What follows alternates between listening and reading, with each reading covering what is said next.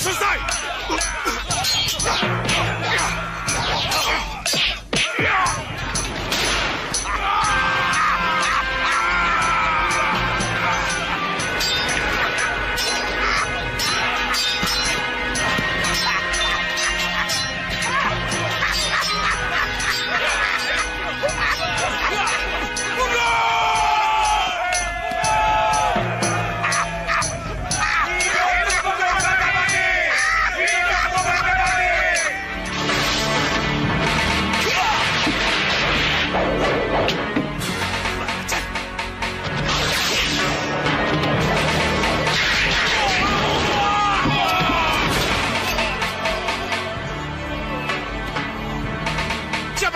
Kalian keluar dari rumah ini, atau kuhancurkan.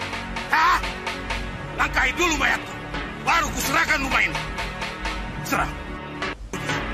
Mundur.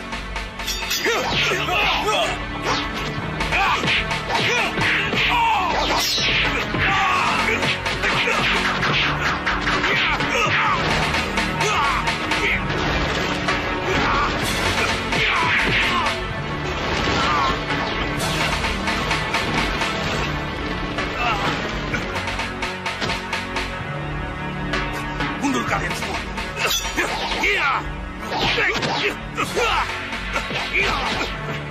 Ayo, kita hajar dia. Ayo.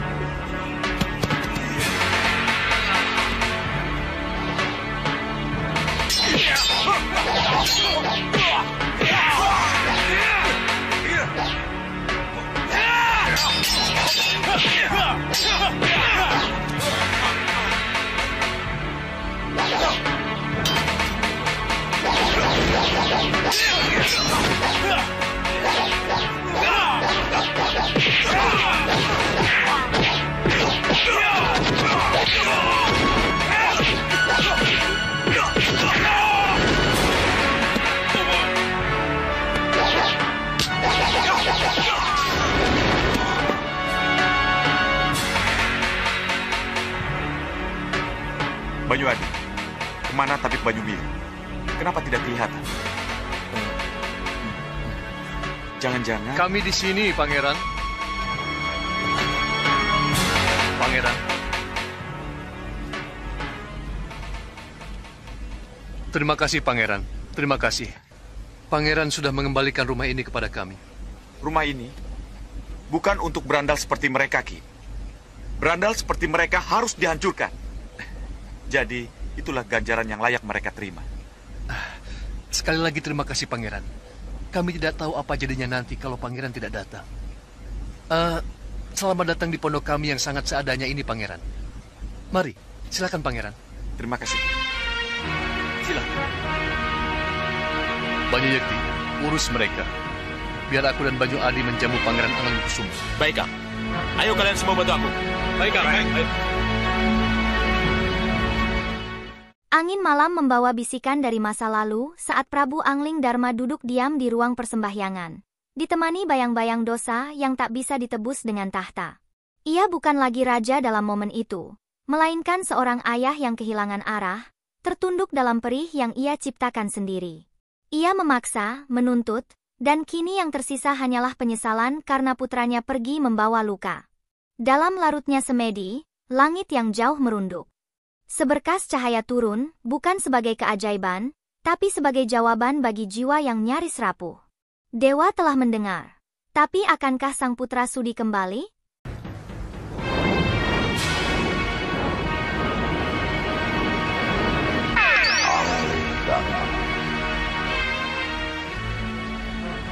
Sembah hamba Katur Hyang Widi.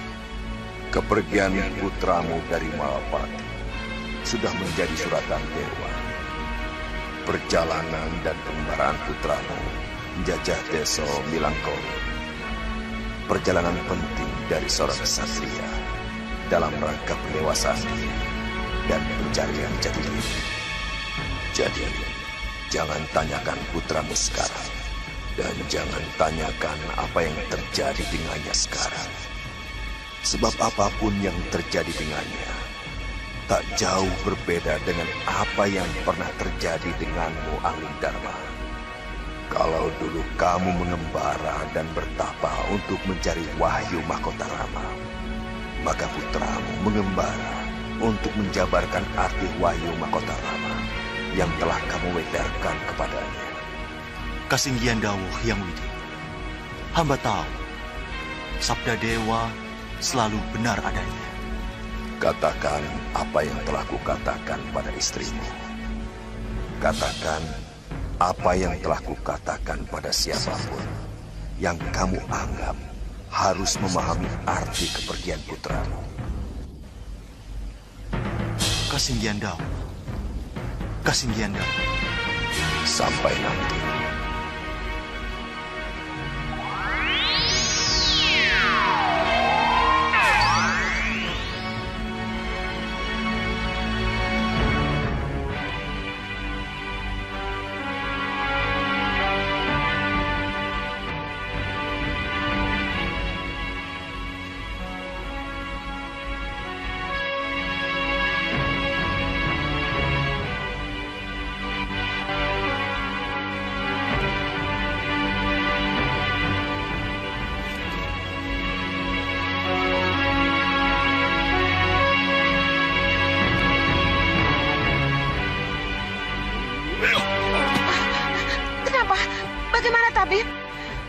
Maaf, saya angkat tangan.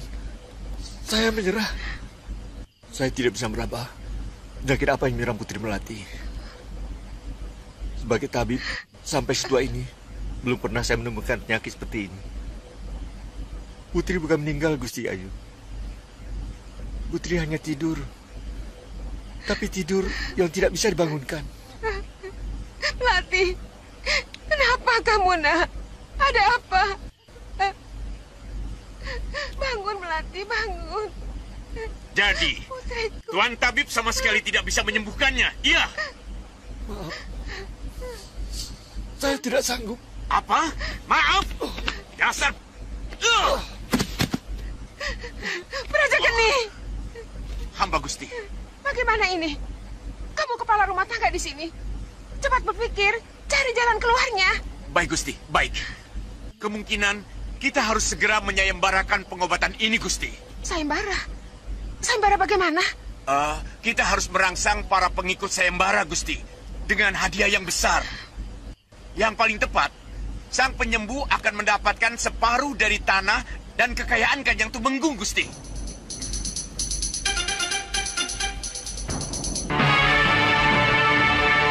Separuh dari tanah dan kekayaan Kanda Tumenggung.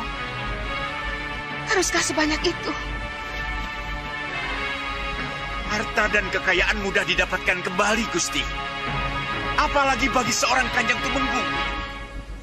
Apalah artinya semua ini jika dibandingkan dengan kesembuhan Tuan Putri Melati, Gusti? Putri Melati kenapa lagi? Putri Melati. Kenapa nih, Laras? Ada apa? Kaki Putri semakin dingin. Melati, jangan tinggalkan ibu, nak. Melati. Gusti, cepat ambil keputusan, Gusti. Saya tidak bertanggung jawab atau dipersalahkan oleh Kanjeng Tumenggung kalau sampai terjadi apa-apa dengan Putri Melati. Aku bisa mengiyakan usulmu itu, Braja Geni. Tapi kita harus minta izin dulu pada Kanda Tumenggung. Karena yang kita hadiahkan begitu besar. Kalau kita harus menunggu Kanjeng Tumenggung, kita bisa terlambat, Gusti. Kita sedang berlomba dengan waktu. Tapi itu terserah Gusti. Pokoknya, saya tidak mau bertanggung jawab kalau sampai terjadi apa-apa dengan Putri Melati.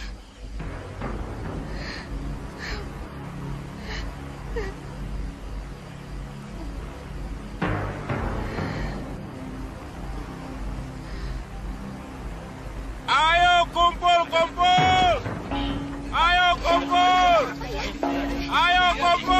Ayo kumpul! Kumpul semua!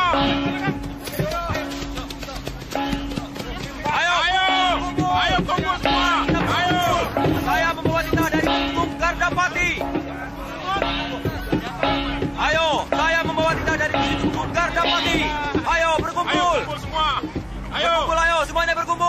Saya membawa titah dari Tumenggung Gardapati.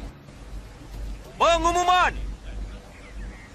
Barang siapa yang bisa menyembuhkan Putri Melati dari penyakit tidur panjangnya, maka berhak atas hadiah berupa separuh tanah dan kekayaan Katumenggungan.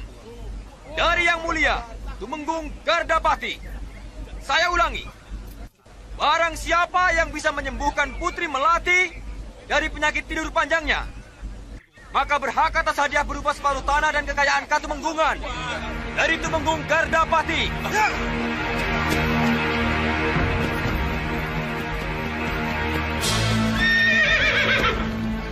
Prajurit! Itu pasti utusan istri Kanjeng Tumenggung. Kejar dia, jangan sampai ketemu Kanjeng Tumenggung. Cepat!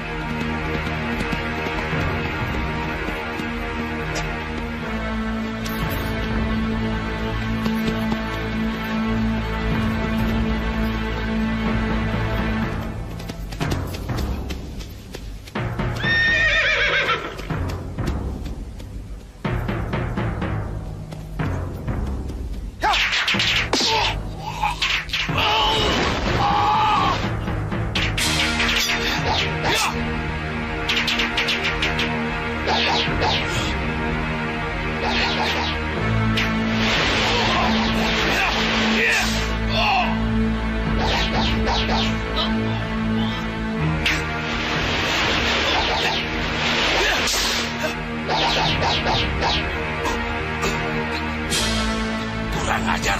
Ini pasti racun lada hitam.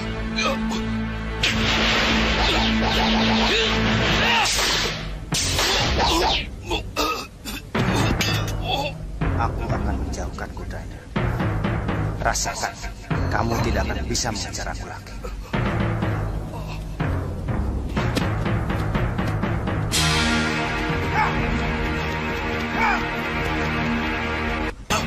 Kudaku diambil. Ini sasaran kita. Panglima 1 dari sini, Panglima 2 dari utara, Panglima 3 dari balik bukit. Nah, sedangkan saya sendiri bersama Panglima keempat akan bertahan di sini, memancing mereka dengan serangan Capit Kalajengking. Mereka hanya akan melihat serangan dari kepala. Padahal, sesungguhnya serangan kita berada di 2 capit dan ekor, berupa hujan panah. Nah, dengan gelar air bah membobol dam, kalian bertiga serentak menyerang. Ingat, jangan saling mendahului. Mengerti kalian semua? Siap, Kanjeng Tumenggung. Siap, Kanjeng Tumenggung.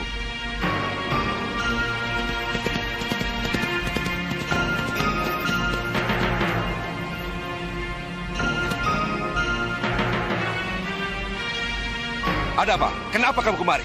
Di kejauhan, di tengah denting senjata dan raungan pertempuran, Tumenggung Gardapati mematung. Tangannya gemetar memegang surat yang terasa lebih berat dari pedang.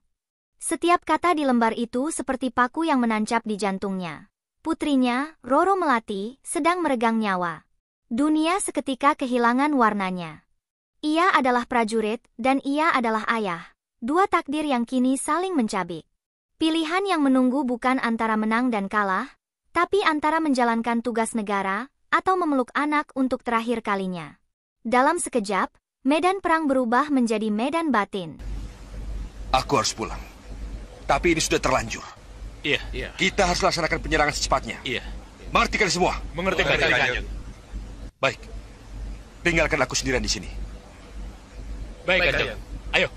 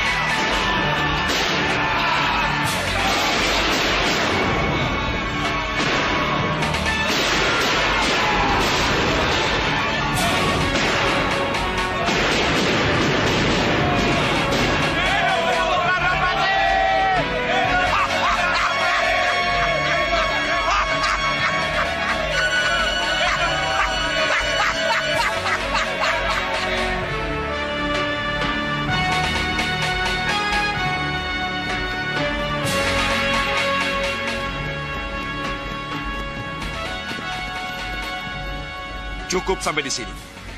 Kalian sudah letih berperang, lebih baik segera pulang ke rumah kalian. Kasihan anak dan istri kalian yang sudah menunggu di rumah. Terima kasih, Kanjeng. Iya.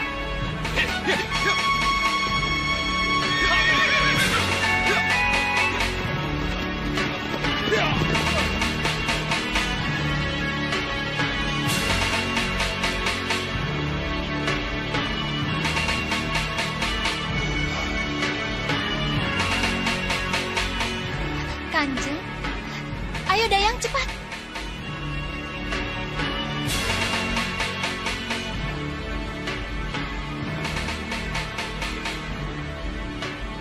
Ayo Dayang, cepat sedikit.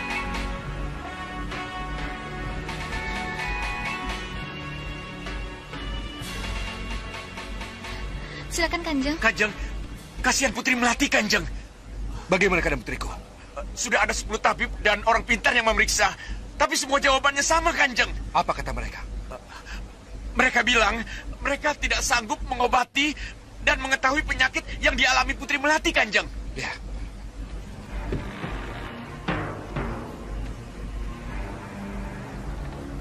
Kanda. Kanda, putri kita sakit, Kanda. Tenang, sudah ada tabib.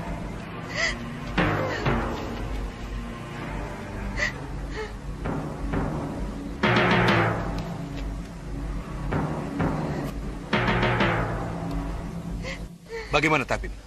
Maaf Kanjeng Tumenggung. Saya juga tidak mampu menemukan apa penyakit putri. Saya khawatir jika dalam 2-3 hari ini Putri Melati tidak bisa disembuhkan dan tidak bisa ditemukan obatnya. Maaf Tumenggung, Putri Melati tidak akan tertolong. Yang aku butuhkan penyembuhan, bukan kabar buruk. Jadi, untuk apa lagi kamu ada di sini? Ayo berdiri. Maaf Tumenggung. Keluar!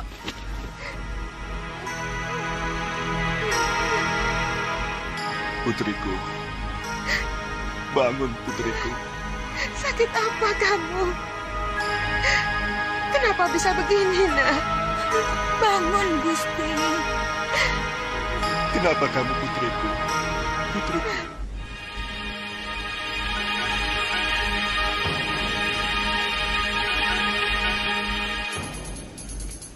Jadi begitulah Dinda. Mau tidak mau, dikehendaki atau tidak, Angling Kusuma memang harus pergi dan mengembara sesuai dengan suratan dewa. Tapi jangan khawatir, pada saatnya putra kita akan kembali lagi. Karena begitulah suratan dewa.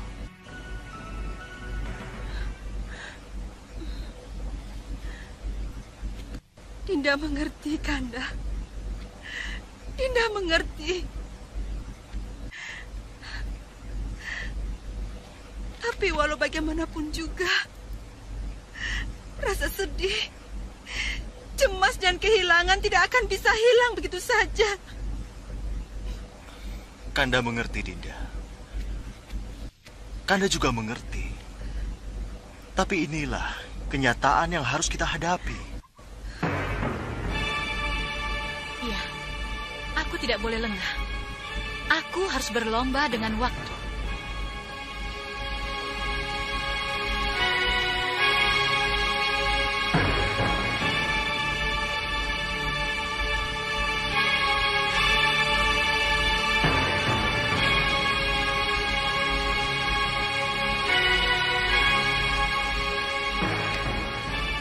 Ampun, Kanjeng Tumenggung. Kenapa kamu kemari? Ada yang ingin kamu katakan? Iya, Kanjeng Tumenggung. Mengenai apa? Maaf, Kanjeng Tumenggung. Waktu tinggal 2 hari lagi, besok atau lusa. Saya ingat bahwa ada seorang tabib yang kecuali ahli obat, juga menguasai olah kebatinan. Jika Kanjeng Tumenggung berkenan, izinkan saya untuk memanggilnya. Kenapa tiba-tiba kau ingat padanya? Maaf, Kanjeng Tumenggung. Hubungan batin saya sangat dekat sekali dengan Putri Melati. Kejadian ini membuat hati saya resah. Belakangan ini, saya sukar tidur. Dengan penuh keyakinan, saya percaya bahwa tabib itulah yang mampu menyembuhkan penyakit sang putri. Siapa nama tabib itu? Tabib Banyumili Kanjeng Tumenggung. Di mana dia tinggal? Tidak jauh dari desa saya. Dengan kuda, setengah hari perjalanan. Kalau begitu, pagi-pagi sekali, bersama terbitnya matahari, berangkatlah kamu. Cepat jemput dia. Baik, Kanjeng Tumenggung. Mohon pamit. Ya.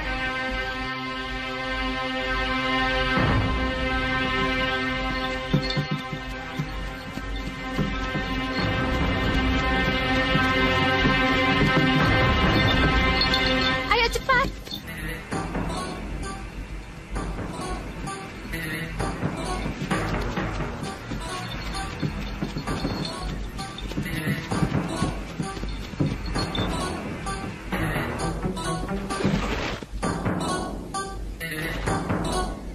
Kalian menyerang.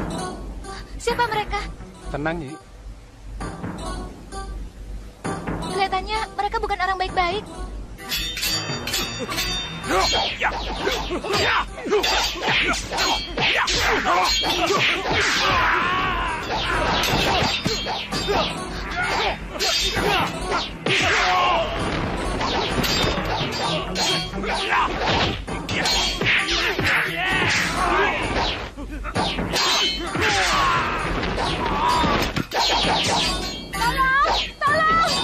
Hentikan!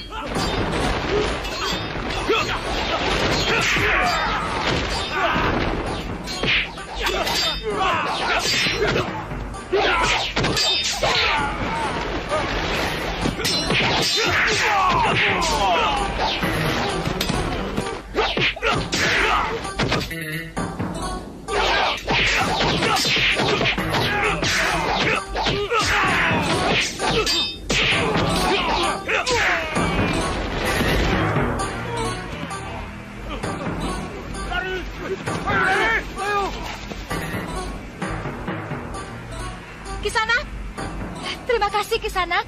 Kisanak telah menyelamatkan kami. Bagaimana saya harus membalas kebaikan Kisanak? Sementara itu, di sebuah jalan sunyi yang dilintasi daun-daun gugur, Angling Kusuma berjalan tanpa mahkota, namun dengan jiwa yang lebih mulia dari 1000 raja. Ia telah meninggalkan istana, tapi tak pernah meninggalkan jati dirinya sebagai pelindung yang tak meminta balas.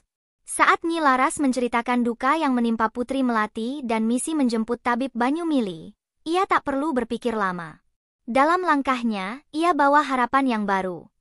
Ia adalah cahaya bagi mereka yang tersesat dalam sakit dan kehilangan, meskipun namanya tak pernah disebut dalam pujian. Terima kasih Kisanak. Ayo ke kereta. Baik.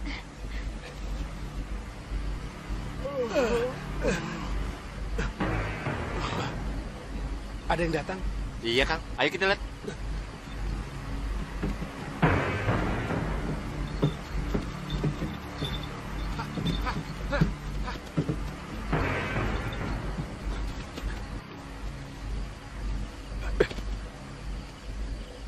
Silakan, Raden. Silakan, Raden. Silakan. Raden, siapa yang bersama Raden? Ini Nilaras, Ki, utusan dari Udan Tinalang. Utusan Kanjeng Tumenggung Gardapati? Benar, Ki. Saya Nilaras, utusan Kanjeng Tumenggung Gardapati. Putri Melati, putrinya Kanjeng Tumenggung, sakit aneh. Saya ditugaskan menjemput Ki Banyumili. Kanjeng Tumenggung sangat mengharapkan pertolongan Ki Banyumili. Merupakan kehormatan bagi saya. Terima kasih. Apa sakit sang putri? Oh ya, apa di kota tidak ada tabib, sehingga Nyai jauh-jauh datang kemari? Ada, Ki. Sudah puluhan tabib terkenal, tapi hasilnya tidak ada. Menemukan apa penyakitnya saja pun tidak bisa. Tapi menurut seorang tabib, putri akan tidur abadi kalau tidak segera ditolong.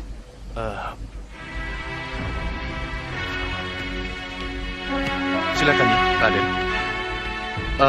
Maaf, siapa nama putri Kanjeng Tumenggung? Putri Melati. Oh, Putri Melati.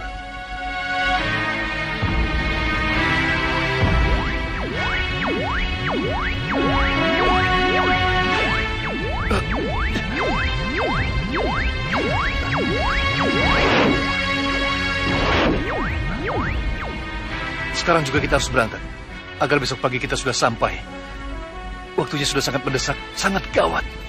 Banyu Adi, siapkan obat-obatan sekarang. Baik, Kang. Nyai, mohon maaf sebentar. Raden, kita harus bicara.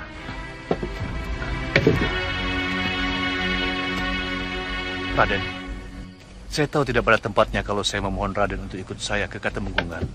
Apalagi saya tahu persis kalau Raden sudah harus pulang ke Pagubelas sekarang ini. Tapi, menurut saya hanya Radenlah yang mampu membantu saya melakukan penyembuhan ini. Kenapa Ki Banyumili bicara seperti ini? Sakit aneh Putri Melati dibuat oleh seorang dukun hitam. Atas permintaan seseorang yang sangat berpengaruh di Katemenggungan. Jadi, sudah bisa dipastikan. Kalau saya memenuhi permintaan Kanjeng Tumenggung, akan terjadi sesuatu pada saya. Apakah kalau Ki Banyumili tidak datang, Putri Melati akan benar-benar tidur abadi seperti yang dikatakan oleh Nilaras? Iya, Raden. Iya. Itulah sebabnya. Walaupun saya tahu risikonya, saya tetap memenuhi permintaan Kanjeng Tumenggung. Bagi saya, keselamatan sang putri lebih dari segalanya. Iya. Tunggu sebentar. Baik. Saya akan menunda kepulangan saya. Saya akan dampingi Ki Banyumili ke Katemenggungan. Tapi ingat, Ki, dalam perjalanan nanti dan selama di Katemenggungan, jangan pernah panggil saya Raden. Dan jangan sekali-sekali panggil nama saya. Raden? Ki Banyumili tidak usah tahu kenapa syarat itu harus dipenuhi. Yang penting orang lain tidak perlu tahu siapa saya ini sesungguhnya. Iya, Raden. Panggil saya Banyu Aji dan perkenalkan saya sebagai adik atau keponakan yang membantu tabib. Baik, Raden. Itu yang saya minta. Baik. Bagaimana? Sudah siap? Sudah, Kang. Bagus. Nyai, mari kita berangkat.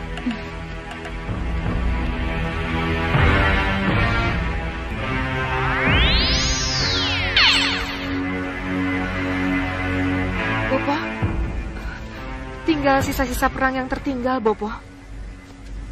Siapkan cabut kalajengking!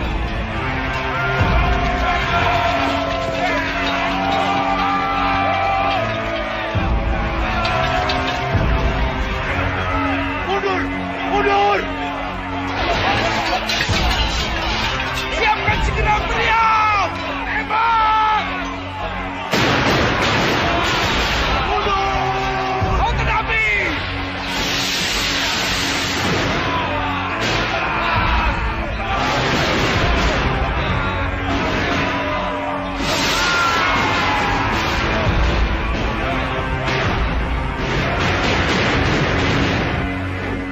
Lalu, apa yang harus kita lakukan, Bopo? Bagaimana saya bisa bertemu Gardapati, Bopo? Ya, tentu saja langsung ke Udan Tinalang, Gendrawani. Saya setuju, Bopo. Ayo kita ke sana, Bopo. Gendrawani, tunggu. Tapi nanti dulu, Gendrawani. Walaupun bagaimana, Bopo harus melihat dulu apa yang terjadi. Kita tidak mungkin masuk begitu saja. Harus ada cara untuk bisa masuk ke Katemenggungan yang pasti dijaga ketat itu. Iya, Bopo. Kalau begitu, kita harus segera melihat situasi Katemenggungan agar kita bisa segera masuk ke sana, Bopo. Nanti dulu. Bopo harus cari cawan dan bokor untuk kembang setaman. Di sini, Bopo, mencari bokor dan kembang setaman. Ya, itu kan satu syarat untuk bisa melihat apa yang ingin kita lihat, Gendrawani. Apa tidak membuang-buang waktu, Bopo? Oh, tentu saja tidak. Ayo ke sana. Mudah-mudahan ada cawan atau bokor yang bisa ketemukan di sana. Ayo.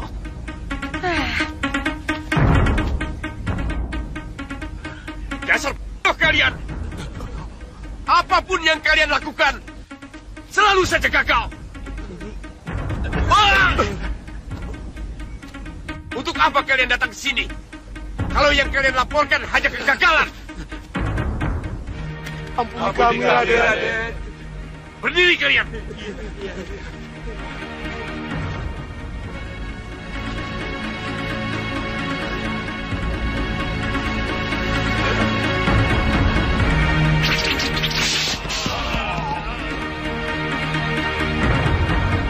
Jaga Geni. Kamu harus segera menyusul tabib Kitaruseka. Sebelum Banyumili mendahuluinya. Mengerti? Baik, Bopo. Ayo jalan.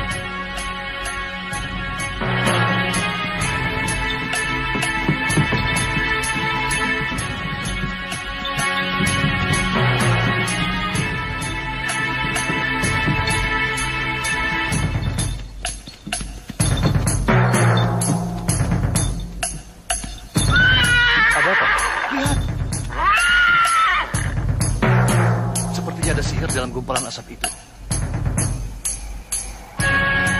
Kalau memang ada unsur sihir, saya punya penangkalnya. Cepat lakukan sesuatu, Ki. Jangan terlambat. Cepat kalian turun.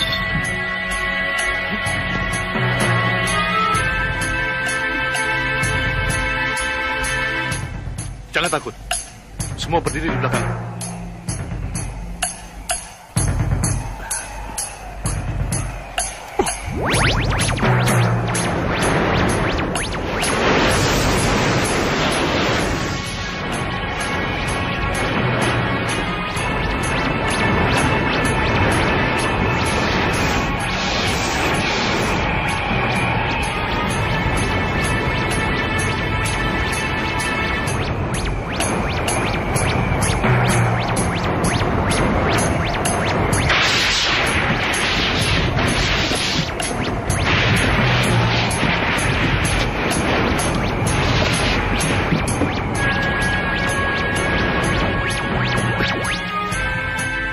Ayo cepat, kita menyingkir dari sini.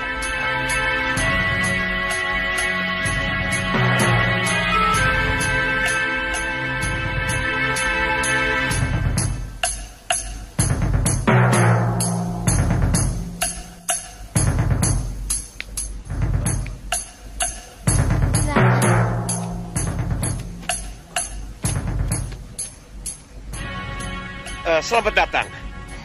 Saya tahu ini pasti tabib terkenal Banyumili. Iya, beliau datang ke sini untuk mengobati Putri Melati. Oh iya, tentu saja. Tapi sesuai peraturan, mohon mengisi buku tamu. Dan setelah itu, mohon sabar menunggu giliran. Kisanak boleh masuk setelah tabib Kitaruseka. Tabib Banyumili datang ke sini atas permintaan Kanjeng Tumenggung Gardapati. Kenapa harus menunggu giliran? Permisi. Maaf, Tabib Banyumili. Saya hanya menjalankan peraturan. Saya yakin Kisanak bisa menunggu. Saya bisa menunggu. Tapi apakah yang sakit mau menunggu? Tidak. Yang sakit tidak bisa menunggu.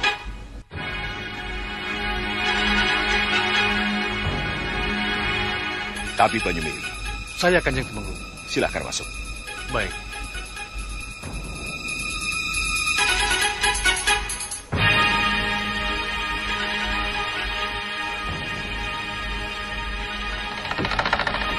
Kitaruseka, kenapa sampai sesiang ini belum datang juga?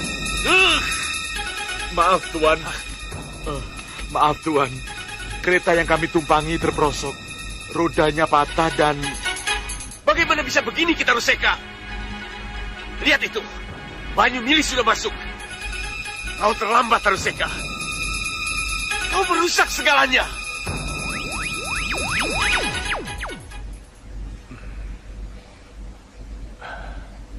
Bagaimana? Apa yang terjadi dengan putri saya? Mohon maaf, Kanjeng. Saya harus memberitahukan yang sebenarnya. Apa? Putriku sudah meninggal. Sekararo, kita dengar dulu penjelasannya. Bukan. Sakit Putri Melati bukan sakit biasa. Tapi karena dibuat oleh seseorang. Orang itu mengirim 3 buah jarum kepada sang putri. Dengan ilmu hitam? Iya, Kanjeng. Dengan ilmu hitam.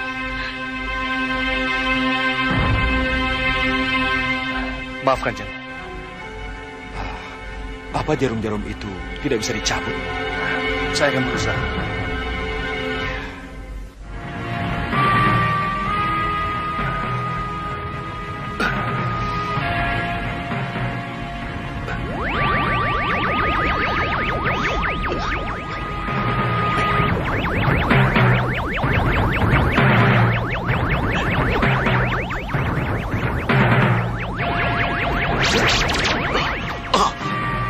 Dia berhasil.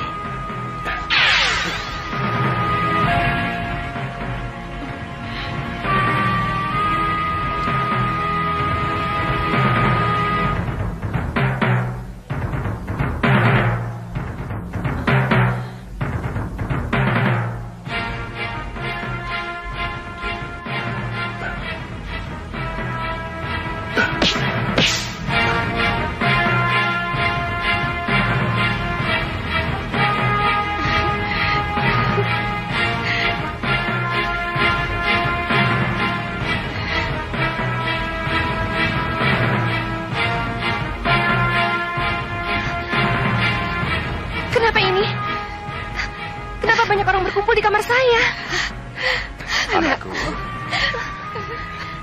Dia berhasil menyembuhkannya. Tidak.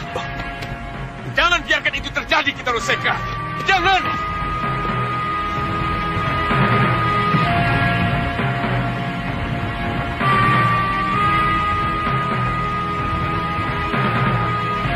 Kamu kaget, Raja Geni. Raja Geni, kabar kebahagiaan ini akan aku umumkan di luar. Beritahu agar semua orang melihat kesembuhan putriku. Baik, Gusti.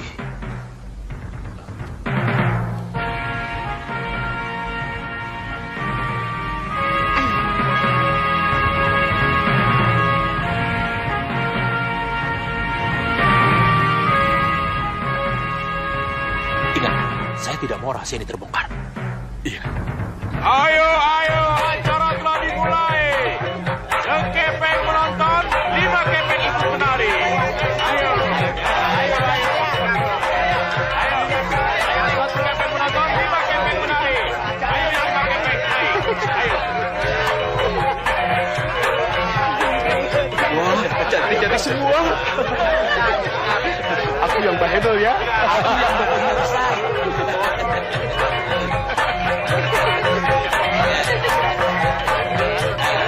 Mari, bayar. 5 kepeng menari. 1 kepeng menonton. Ayo, 5 kepeng menari. Hei, jangan dapat garisku. Tuan, 5 kepeng ikut menari.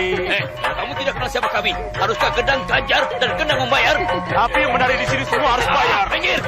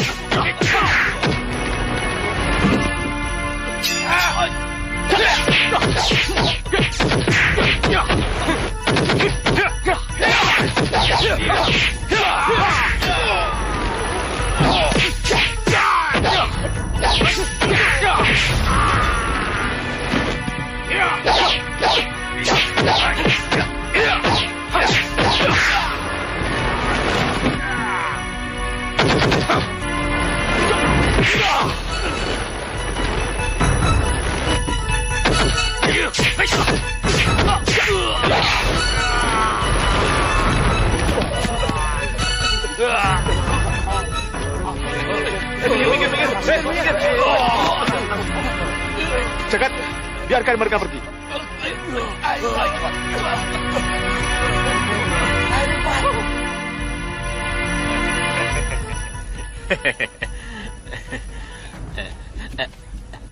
Terima kasih, Raden. Terima kasih. Apa jadinya kalau Raden berdua tidak cepat datang menolong kami? Silakan untuk bekal di jalan. Tidak usah, tidak usah. Sudah menjadi kewajiban kami untuk menolong siapapun yang membutuhkan. Oh ya, siapa kepala desa di sini? Biar kami yang datang melaporkan apa yang telah terjadi. Balai desa di sana, Raden. Saya akan mengantar Raden kalau Raden tidak keberatan. Tidak usah, terima kasih. Lanjutkan saja pertunjukan. Selamat bersenang-senang. Terima kasih. Ya. Terima kasih. Mari kita ke balai desa. Siapa tahu kepala desa tahu tentang Rai Angling Kusuma. Baik, Raden. Di balik tirai megah kerajaan Malwapati, diam-diam Dewi Sukesi menanamkan doa-doa hitam dalam hatinya. Ia tidak ingin Angling Kusuma ditemukan. Bukan karena benci, tapi karena takut kehilangan apa yang telah ia genggam dengan susah payah. Amarahnya tak lagi bisa disembunyikan. Ia bentak Nyi Salindri, dayang setia yang hanya bisa diam meski hatinya luka. Ramalan Nyi Rampak masih menggema di istana. Sang pangeran pasti akan pulang. Tapi bagi Sukesi, kepulangan itu bukan harapan, melainkan badai yang akan menghancurkan segalanya. Gusti Ayu boleh saja percaya dengan ramalan Nyi Rampak. bahwa Pangeran Anglingkusuma tidak akan pernah menjadi Raja Malwapati. Tapi haruskah Gusti Ayu hanya diam saja dan menunggu ramalan itu benar-benar terjadi? Kamu bicara apa? Maaf Gusti Ayu, seharusnya Gusti Ayu berpegang pada pengalaman bahwa Pangeran Anglingkusuma bisa kabur dari Malwapati karena usaha keras Gusti. Saya yakin Pangeran Anglingkusuma masih ada di Malwapati kalau saja Gusti Ayu tidak mendesak Prabu Anglingdarma untuk menyelenggarakan pesta menjaring calon pendamping. Iya. Kamu benar. Kalau begitu, bagaimana kalau Gusti Ayu mempercepat lagi kepastian pengangkatan Raden Danurwenda sebagai pewaris tahta? Maksudmu? Ya, tentu saja untuk memastikan Pangeran Anglingkusuma benar-benar tidak pulang. Tapi bagaimana caranya? Karena Ki Parusa sudah tidak ada, bagaimana kalau kita mencari Ki Parusa yang lain? Kamu pikir mudah? Mencari orang seperti Ki Parusa? Saya punya Gusti Ayu. Saya punya seseorang yang bisa Gusti Ayu bayar untuk memastikan Pangeran Anglingkusuma benar-benar tidak pulang. Siapa orang itu? Sebut nama dan di mana kita bisa menemuinya. Baik Gusti Ayu, ikut saya sekarang. Akan saya pertemukan Gusti dengannya.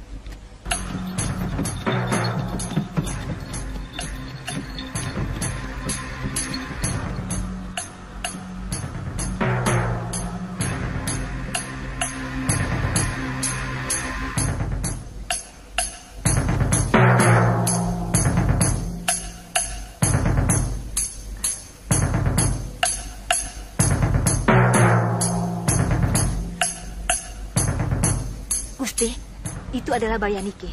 Dia adik dari Bayanaka yang akan kita temui. Mari.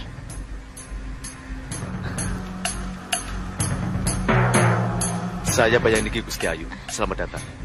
Saya mau ketemu Bayanaka. Dia ada? Ada. Silakan. Iya.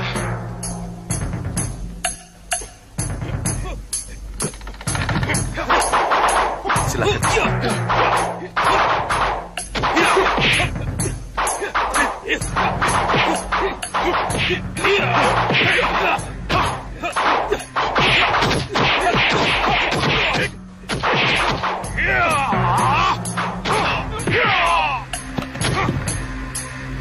Itu Bayanaka, Gusti.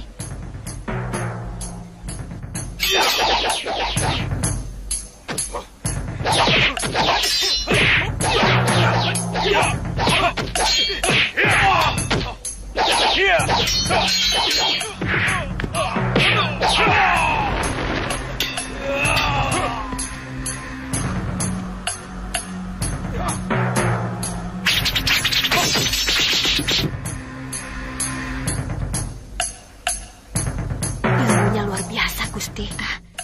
Iya. Dengan anak panah yang menancap di dada, perut, dan kedua kakimu, kamu pasti akan mati seketika, Anglingkusuma.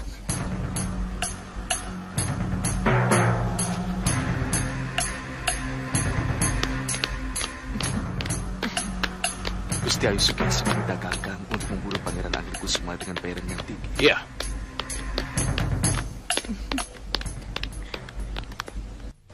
Dengan imbalan yang memadai, saya sanggup memastikan ketidakpulangan Pangeran Anglingkusuma, Gusti Ayu. Iya. Aku percaya itu. Itu sebabnya aku bawakan kamu ini. Terima kasih, Gusti Ayu. Ya. Terima kasih atas kepercayaan yang Gusti berikan kepada saya. Iya, saya tunggu beritanya.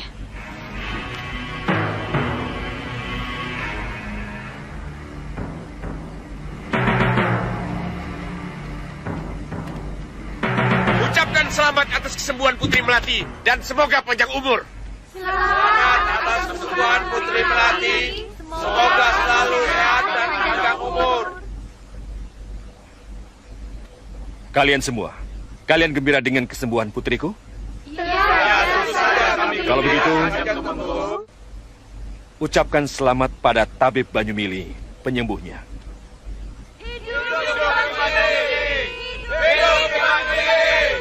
Sebab kecuali penyembuh, Tabib Banyumili juga mengetahui bahwa sakit putriku adalah sakit yang disebabkan oleh seseorang.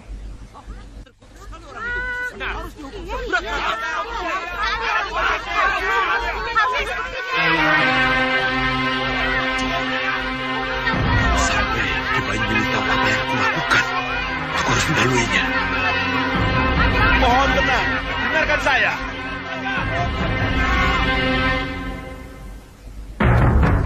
Kitaruseka, apa yang akan kamu lakukan? Para sepuh, para kerabat Katumenggungan yang saya hormati, saya setuju. Siapapun yang membuat Putri Ayu Melati sakit harus dihukum. Dan kalau perlu dihukum pici seperti yang kalian teriakan. Tapi pertanyaannya sekarang, kenapa Putri yang sempat 7 hari 7 malam tertidur tanpa bisa dibangunkan, bahkan oleh lebih 20 tabib, tiba-tiba bisa dibangunkan oleh tabib Banyumili yang terhormat, yang kedatangannya atas saran Nyi Laras? Apa ini bukan suatu keanehan? Itu karena tabib Banyumili memiliki kemampuan yang lebih daripada yang lain, Kitaruseka. Di tempat lain, jauh dari cahaya dan keadilan, dukun Kitarunsekan merangkai kata-kata seperti senjata. Ia menyudutkan Ki Banyumili dengan tuduhan yang diselimuti kepalsuan. Baginya, kebenaran adalah bahan bakar untuk siasat. Ia berkata, siapa yang bisa menyembuhkan, pastilah tahu cara melukai. Tapi semua itu hanya topeng untuk menutupi busuknya hati. Ia bukan tabib, ia racun dalam bentuk manusia. Di balik jubahnya yang lusuh tersimpan niat kotor yang telah lama menebar penyakit, bukan hanya di tubuh Melati, tapi di dalam sistem kepercayaan manusia. Jika Anda ingin setiap paragraf ini diolah jadi bagian video terpisah atau punya nuansa musik dan visual yang berbeda-beda, saya juga bisa bantu buatkan kerangkanya. Ki Banyumili. Iya. Ki Banyumili telah mendengar penjelasannya. Ada tanggapan? Yang saya lakukan hanya murni menolong. Murni membantu. Saya hanya tabib biasa, tabib desa. Tapi jika Kitaruseka, seorang tabib kota menuduh saya seperti itu, ia harus bisa membuktikan bahwa jika seseorang bisa memberikan penyakit, berarti dia bisa juga menyembuhkan. Oh, tentu bisa saya buktikan. Saya tidak percaya. Saya ingin melihat, peragakan kalau benar-benar bisa. Dengan senang hati, jika diizinkan oleh Kanjeng Tumenggung. Peragakan. Tenang, tenang. Semuanya tenang. Saya akan buktikan. Iya.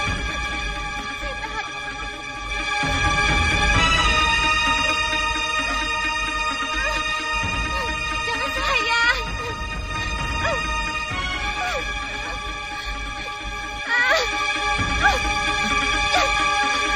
Lihat kemari.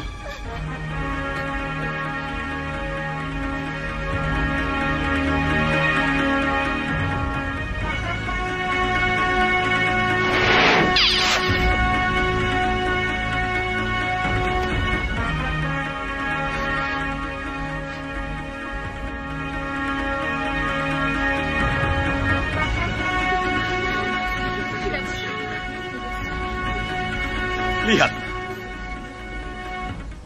Lihat. Dayang cantik ini telah tidur dengan tenang. Dia tidak akan bangun kalau bukan saya yang membangunkan. Tapi Banyumili, tolong dilihat. Ia tak ubahnya Putri Melati yang kau buat tidur itu, bukan? Kanjeng Tumenggung, silahkan teliti. Dayang ini tidur tidak sadarkan diri. Saat ini, kaki maupun tangannya masih hangat. Tetapi lambat laun seluruh tubuhnya akan menjadi dingin. Dengan mudah, saya akan bisa bangunkan dia. Karena saya tahu persis di mana penyebab tidur dan pingsannya saya kirimkan. Jangan, biar saya yang membangunkannya. Tidak, jangan. Ini tugas saya. Saya yang akan membangunkan. Kanjeng Tumenggung, izinkan saya. Lakukan. Jangan. Biarkan Taruseka.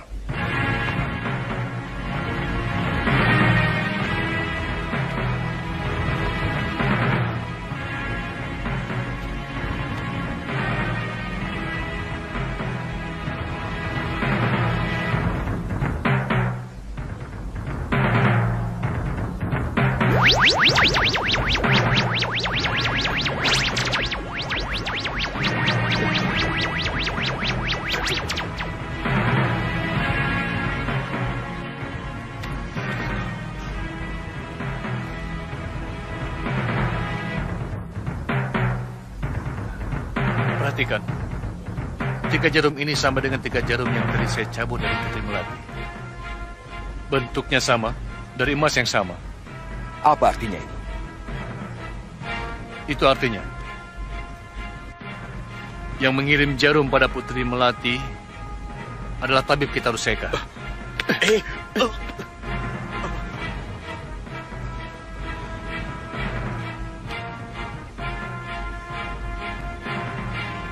Ini Kanjeng Temenggung.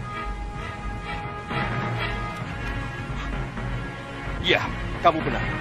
Cepat tangkap kita Ruseka. Ya, apa salah saya? Apa salah saya? Masih mau mengelak lagi? Ampun, Kanjeng Temenggung. Ampuni hamba, Kanjeng Temenggung. Saya mengaku. Kamu dengar apa yang mereka katakan? Ampuni saya. Saya mengaku, tapi saya tidak bersalah. Saya disuruh oleh Kakang Brajageni. Tangkap Brajageni! Tangkap Brajageni!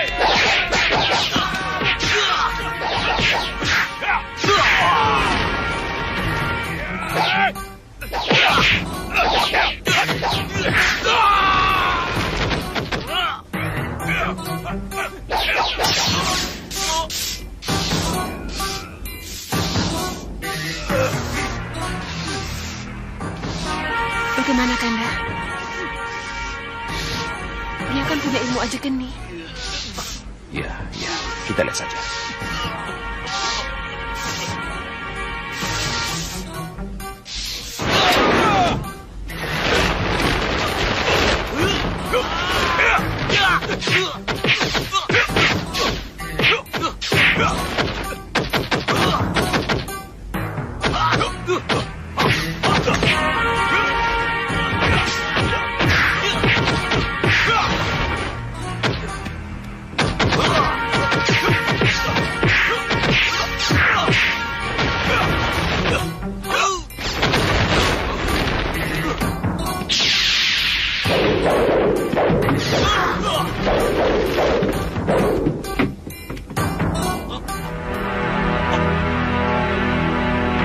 Luar biasa.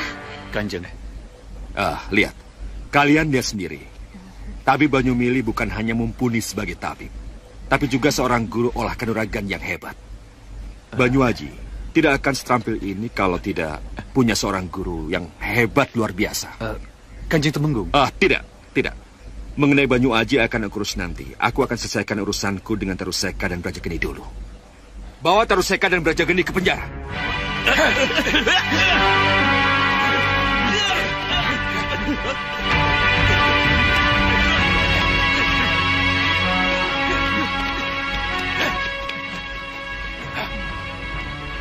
Banyumili, Banyuaji, ikut saya.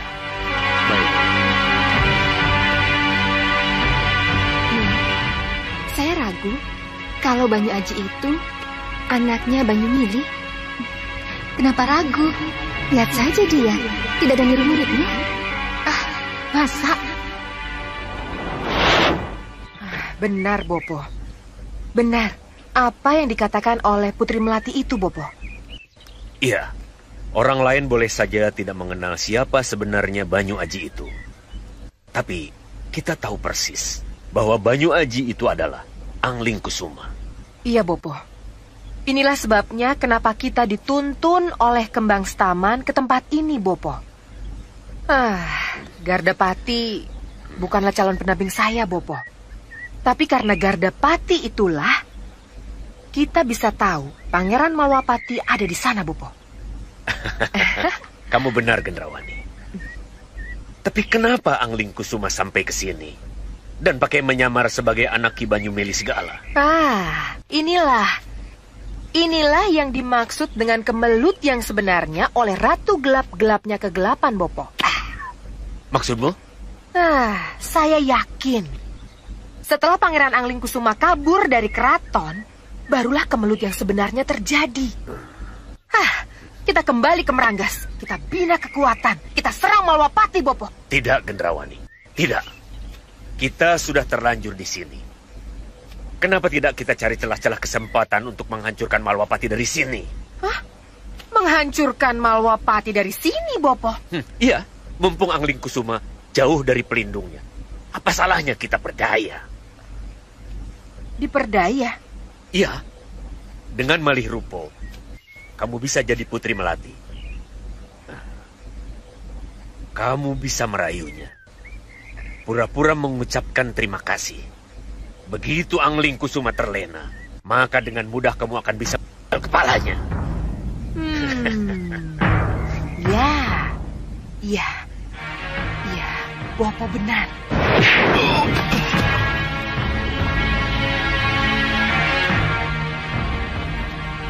Gendrawani. Gendrawani. Kaget dengan kedatanganku, Angling Dharma. Iya. Dan kau akan lebih kaget lagi kalau kamu mengetahui apa yang aku bawa. Angling Dharma. Pangeran.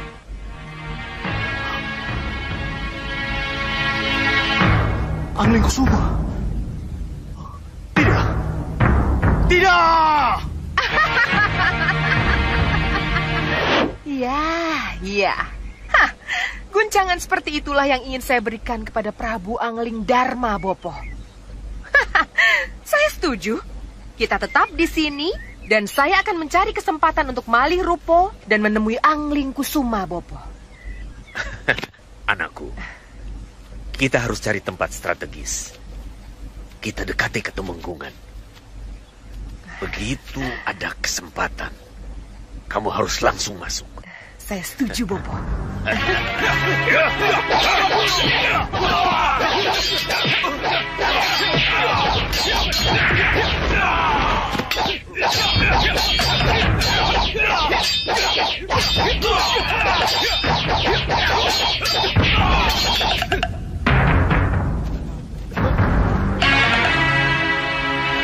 Saya minta sasarannya tepat di tubuh saya.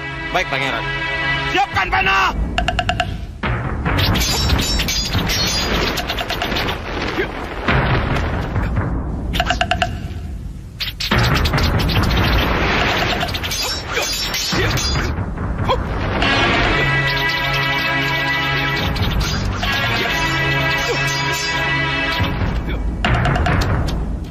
Cukup, Danurwenda. Cukup. Romo. Nanda telah melakukan sesuatu yang berisiko tinggi, Danurwenda. Kenapa harus dengan panah sungguhan? Hamba sudah mengingatkan Gusti Prabu. Tetapi Raden Danurwenda tetap meminta agar panah sungguhan yang dipakai. Ya, latihan ya latihan, Pandega. Tapi jangan main-main dengan anak panah yang tajam seperti itu. Ya sudah. Kalian semua prajurit, boleh bubar. Baik, Gusti. Nanda hanya ingin menguji kepekaan Nanda, Wak Patih. Nanda hanya ingin tahu apakah serangan-serangan dari belakang yang tidak Nanda lihat bisa Nanda rasakan dengan kepekaan Nanda. Ya, boleh saja. Tapi kalau sasarannya daging manusia, sebaiknya tidak dengan anak panah tajam seperti itu, tapi dengan yang tumpul, ya. Wak Patih, kalau saja Nanda boleh ikut Kanda Ramajagani mencari Kanda Angling Kusuma, Nanda tidak akan melakukan latihan yang berbahaya seperti ini. Dan Ruwenda, Romo, kenapa Nanda bicara begitu? Karena Nanda anggap bahaya di luar jauh lebih besar daripada sekedar latihan, Romo. Jadi itu masalahnya. Nanda ingin bertualang mencari Angling Kusuma, Rakandamu. Iya, Romo. Pengalaman adalah guru yang baik, Romo. Jadi Nanda mohon... Iya. Nanda benar, Danurwenda. Pengalaman di luar menjadi guru yang sangat baik. Tapi sayang keinginan bundamu agar Nanda tidak dilibatkan dalam pencarian Angling Kusuma harus tetap dipertimbangkan. Romo harap Nanda mengerti. Romo Prabu? Sudahlah. Mari Kanda. Romo. Nanda dan Durwenda. Sudahlah, lanjutkan saja latihanmu. Ya? Tapi Nanda belum puas, Wak Patih. Masih ada yang mengganjal yang belum Nanda kemukakan. Ya, Wak tahu. Wak sangat tahu apa yang Nanda maksud. Jadi, tenang dan lanjutkan saja latihan. Wak yang akan bicara pada Ramandamu. Wak Patih. Lanjutkan saja latihan. Wak akan bicara pada Ramandamu. Sudahlah. Ngestat Dawu. Mohon maaf, Romo. Jangan salahkan Nanda kalau pada suatu saat nanti Nanda tetap pergi mencari Kanda Angling Kusuma.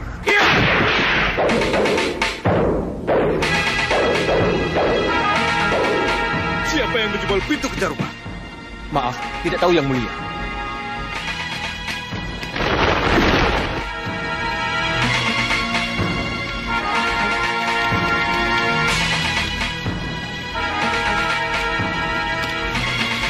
Aku, Rupa Kencah. Rupa Kencah, pengkhianat!